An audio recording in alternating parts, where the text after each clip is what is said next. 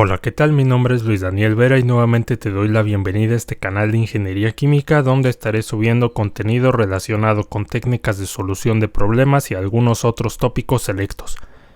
El día de hoy vamos a resolver de manera muy breve y muy general un modelo que se conoce como flujo en tubos concéntricos con movimiento axial del cilindro interior.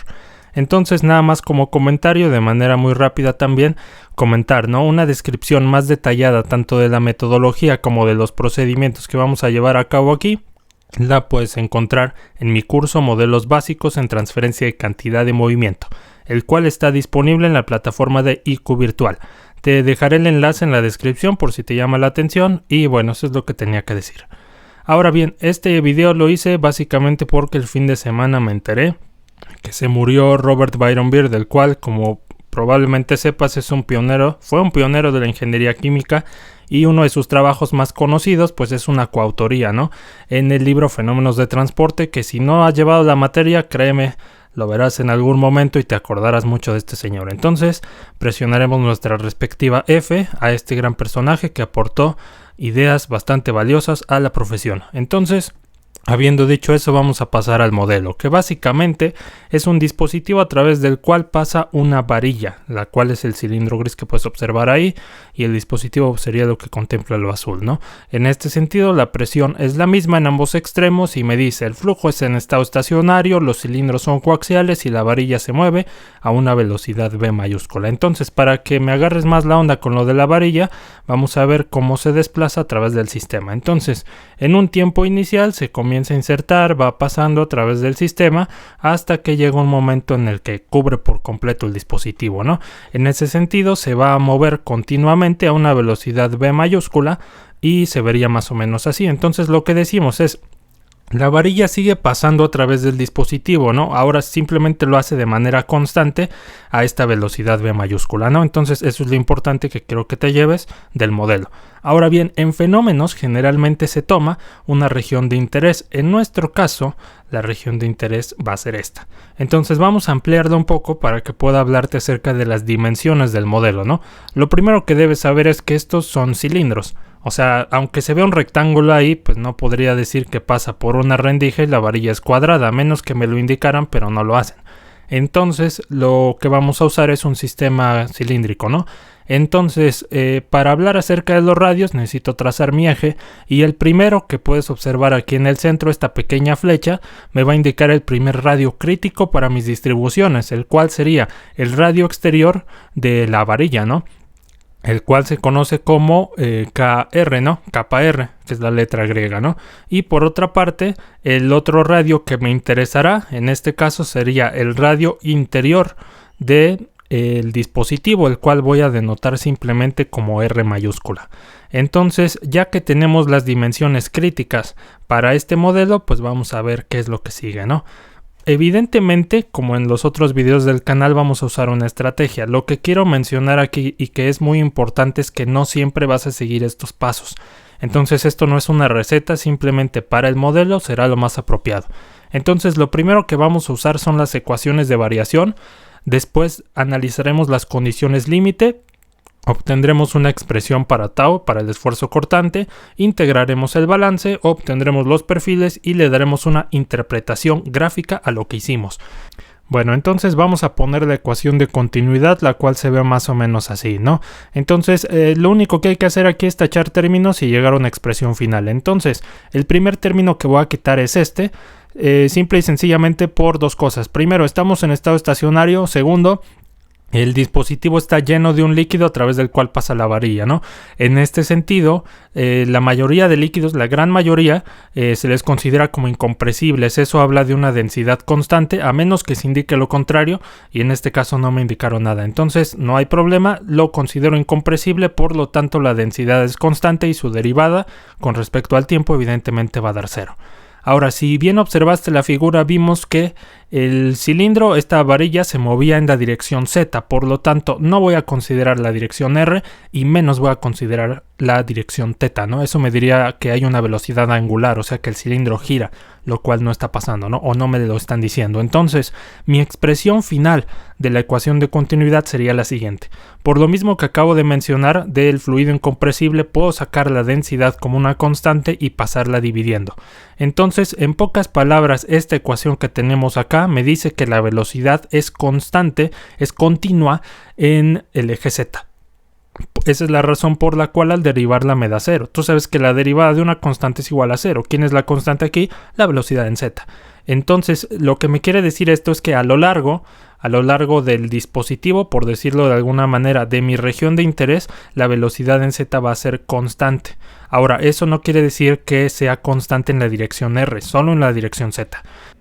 Bueno, ahora vamos a analizar la ecuación de movimiento. Entonces aquí también es quitar términos. El primero pues lo puedo evidentemente hacer a un lado. ¿Por qué? Porque estamos trabajando en estado estacionario, ¿no? No hay indicios de que la velocidad cambie con el tiempo. Entonces, habiendo dicho eso, como mencioné hace rato también, ¿no?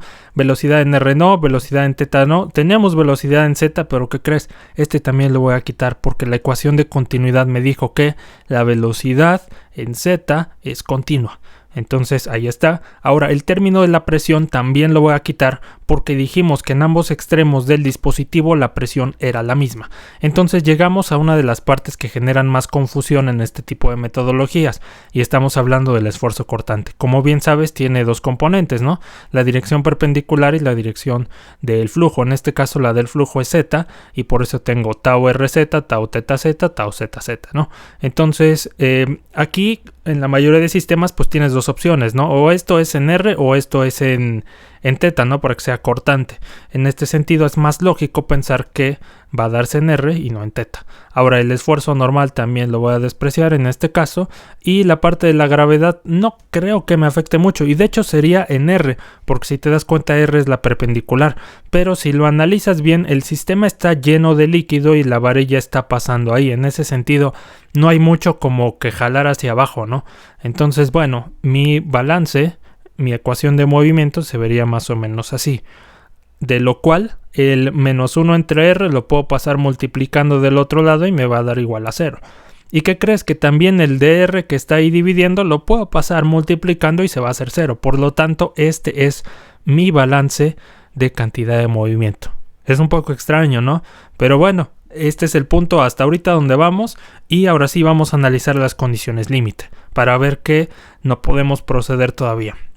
Entonces, si bien recordamos, había dos radios críticos que me interesaban, ¿no? El primero estaba acá y a ese yo le llamé KR o KR, ¿no? Ahí yo sé que la velocidad pues es la del cilindro, ¿no? Esta es una interfaz de sólido-fluido. Lo que dice básicamente es que en esa interfaz la velocidad en donde se está moviendo el material, o sea en Z, es igual a la velocidad de la superficie. Entonces yo sé que ese cilindro se mueve a una velocidad V mayúscula, por lo tanto esa parte de la superficie del cilindro también se va a mover a V mayúscula. Entonces me queda otra condición y es en el segundo radio crítico que había considerado, en este caso R igual a R mayúscula, y ahí yo sé que también es una de sólido fluido también, y ahí la velocidad pues es igual a la de la superficie, pero aquí la superficie no se está moviendo, ¿no? De hecho lo único que se mueve es la varilla, por lo tanto yo sé que ahí en R igual a R mayúscula la velocidad en Z es igual a 0. Entonces, como puedes observar, las condiciones límite no están en términos del esfuerzo cortante, por lo tanto no puedo usar el balance que me acabó de quedar en la ecuación de movimiento. Entonces, ¿qué es lo que vamos a hacer? Simplemente adaptar la expresión del esfuerzo cortante. Entonces, como no me dieron datos acerca de la naturaleza del fluido, yo voy a asumir que es newtoniano. Entonces, se le aplica la ley de Newton, la ley de viscosidad de Newton, para estas dos direcciones, ¿no? R y Z. Entonces, básicamente lo único que tengo que hacer es, en vez de poner tau RZ, poner menos mu por la derivada de BZ con respecto a R. Entonces, bueno, esto se vería más o menos así y ahora sí vamos a integrarlo, porque ya no podemos hacer más. Entonces, vamos a por ello. En este sentido, lo que vamos a hacer es integrarlo lo cual se ve un poco extraño, pero tiene una lógica. En este sentido, ¿cuánto es la integral de 0? Por favor, no me digas que es 0. La integral de 0 es una constante y viene, por ejemplo, lo que vimos en la ecuación de continuidad. Cuando dije que la velocidad en z era constante, pues su derivada se hace 0. Por lo tanto, la integral pues tiene que ser una constante que ahora voy a llamar C1. Y en el caso de la segunda integral es como si integraras valga de redundancia, la integral del diferencial de x, o sea, la integral de dx es igual a x. En este caso, esa x podríamos llamarle r por menos mu por la derivada de bz con respecto a r, pero eso no quiere decir que deje de ser algo normal, ¿no? Entonces, esta sería la primera integración, pero todavía nos falta. No puedo utilizar las condiciones de frontera porque esto está en términos de la derivada de bz con respecto a r. Entonces necesito adaptar todo en términos de bz. Así que vamos a por ello. Bueno, esto ya se vería más o menos así. Y ahora el r lo puedo pasar dividiendo para simplificar. Asimismo, el menos mu también lo puedo pasar dividiendo. Y se vería más o menos así. Entonces, esto se resuelve por separación de variables o variables separables. Y en este sentido, el de r lo paso multiplicando. Y ahora sí puedo integrar a los dos lados. Porque en el lado izquierdo ahora sí tengo una función de r. Y en el otro tengo el diferencial de bz. Entonces, las integrales se verían más o menos así. Considerando que tanto C1 como mu fueran constantes, ¿no? La viscosidad. Entonces, integrando, pues la integral de 1 entre r, pues es logaritmo natural del valor absoluto de r. Y la integral de bz, pues es bz, ¿no? Entonces se vería más o menos así. Acuérdate, algo que no mencioné, pero bueno, es evidente, es que cuando tienes integrales indefinidas se añade una constante, ¿no? En la primera se añadió C1 y en esta se añade C2. Entonces, como puedes ver, esto sería entre comillas mi perfil de velocidad, pero me falta determinar esas dos constantes que yo no sé cuánto valen. Entonces, ¿cómo determino las constantes? Con las condiciones límite. Entonces puedes ocuparlas en orden indistinto. En teoría te debieran llevar a lo mismo. Entonces vamos a aplicar la primera que decía, ¿no? En r igual a r mayúscula, pues bz es igual a 0. Entonces esto es tan fácil como en vez de poner r minúscula, poner r mayúscula y en vez de bz pongo 0. Algo que se ve más o menos así. En este sentido, yo puedo despejar para C2 si paso el C1 entre mu por logaritmo de r del otro lado sumando, ¿no? Lo cual se vería más o menos así.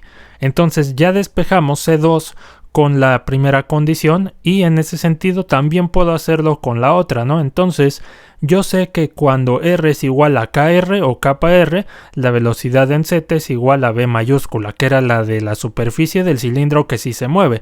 Entonces aquí también esto es tan sencillo como poner kr en donde va la r minúscula y v mayúscula en donde va bz. Entonces aquí otra vez puedo despejar, solo que aquí está un poco más larga, por decirlo así, la ecuación que queda, ¿no? Entonces yo sé que C2 es igual a V, en este caso más C1 entre mu por logaritmo natural de KR. Entonces, como tengo despejado C2 de la primera condición y C2 de esta que acabamos de usar, puedo igualarlas y en ese sentido despejar para C1, lo cual se ve más o menos así, ¿no? Entonces, para simplificar esto de la mejor manera posible, pues voy a pasar el b restando y el que trae el logaritmo de r mayúscula restando del otro lado. O sea, los voy a cambiar de lugar y eso se va a ver más o menos así. Entonces, como puedes observar, hay un factor común aquí que se llama C1 sobre mu, sobre la viscosidad. Entonces, esto lo puedo simplificar de la siguiente manera. Y aquí viene una de las preguntas más importantes que te pueden hacer en el día de hoy. ¿Cómo se puede reducir una resta de logaritmos? Entonces voy a contar 5 segundos para que puedas pensarlo. Exactamente, con una división entre los argumentos, lo cual se vería más o menos así. Entonces me convino haber hecho lo que movimos hace rato para poder eliminar las r's. En el caso contrario te hubiera quedado logaritmo de 1 entre k y no se ve tan propio, ¿no? Entonces esto se puede reducir, se vería más o menos así. Y acá cuidado, no estoy despejando menos b, yo necesito saber cuánto vale C1. Entonces simplemente paso mu multiplicando logaritmo natural de k o de kappa dividiendo, ¿no? Entonces se ve más o menos así. Y esto sí ya lo pongo en morado, ¿no? Esto sí ya es el valor de C1 en términos de variables que sí puedo conocer, de variables que sí puedo medir. Entonces, como tenía una expresión, de hecho tenía dos. tenía dos expresiones para C2, puedo usar cualquiera para despejar su valor, ¿no? En ese sentido, pues también agarro la más fácil, ¿no? Obviamente no te metes en problemas y simplemente C2 es igual a C1 entre μ por logaritmo natural de R. Entonces, lo único que hago es multiplicar por lo que acabo de obtener. Y en ese sentido, lo único que quito son las viscosidades de manera tal que C2 es igual a menos B por logaritmo natural de R entre el logaritmo natural de K. Entonces acá algo muy importante, mucho cuidado, una división entre argumentos de un logaritmo no es lo mismo que una división entre logaritmos. Entonces, habiendo dicho eso, ya tenemos C1 y C2, lo único que vamos a hacer es sustituir sus valores en el perfil. Entonces acá yo tenía una función BZ que tenía C1 y C2, simplemente pongo los valores que acabo de obtener gracias a las condiciones límite, lo cual se vería más o menos así, ¿no? En este sentido C2 no hay mucho que hacerle, pero a C1 sí, entonces le quito los menos y le quito las viscosidades, de manera que me quede todo en términos de B, el logaritmo natural de K y las R's, ¿no? Entonces, si te das cuenta, aquí también hay un factor común que voy a llamar B entre el logaritmo natural de K, y en ese sentido puedo reducir todavía más mi función BZ que depende de R. Entonces, sacando ese factor común, se vería así. Y otra vez viene la pregunta, ¿cómo se reducía una resta de logaritmos? Pues con una división entre los argumentos. Entonces, si te das cuenta, este ya sería mi función BZ que depende de R, ¿no? Este ya sería el famoso perfil de velocidades. Entonces, gráficamente, ¿cómo se ve esto? Únicamente como anotación, estas gráficas las obtienes evaluando parámetros, ¿no? Que tú supongas. En este caso, el fluido lo puse como agua, el radio del dispositivo de 1 pulgada y el exterior de la varilla de media, ¿no? Entonces, lo único que sé, esa media pulgada sería KR, ¿no? KR. Y yo sé que ahí la velocidad es igual a V, ¿no? La cual puedes ver acá como 0.005 metros sobre segundos. Ese valor yo también se lo di, que es la velocidad máxima que puede alcanzar el flujo en este sentido, ¿no? Ahora bien, yo sé que cuando R es igual a R, o sea 0.0254 metros, o sea la pulgada, yo sé que ahí la velocidad es igual a 0. Entonces, como puedes ver, la mínima, el 0, prácticamente lo obtengo en el radio del dispositivo. Y la máxima, que es B mayúscula, la tengo en KR, ¿no? Cosa que ya habíamos analizado. Entonces, en el sistema, ¿cómo se ve esto, no? Ampliando la región de interés, sabemos nosotros que el perfil sería más o menos así. Entonces, recordar, ¿no? En R igual a R, BZ es igual a 0. En R igual a KR, BZ es igual a B mayúscula. Entonces simplemente obedecería esta forma del perfil. Obviamente Excel no sabe que se ve de esta manera, ¿no? Por eso te lo da volteado, pero ya añadiéndole el significado que nosotros conocemos sería más o menos así. Entonces básicamente lo que me dio Excel fue la gráfica de abajo hacia arriba. Y bueno, básicamente si este sistema fuera simétrico, podrías replicar el perfil por la parte de abajo y tener completo la distribución de velocidad para el modelo. Entonces esto sería todo. Ojalá te haya gustado mucho el video, y únicamente como comentario muy rápidamente te invito a que me sigas en la página de Facebook Maestra IQ, donde subo contenido un poco más relajado, ¿no? Que no tiene tanto que ver con cálculos rigurosos y ese tipo de cosas. Entonces te lo recomiendo mucho y pues nos vemos la siguiente semana. Muchas gracias.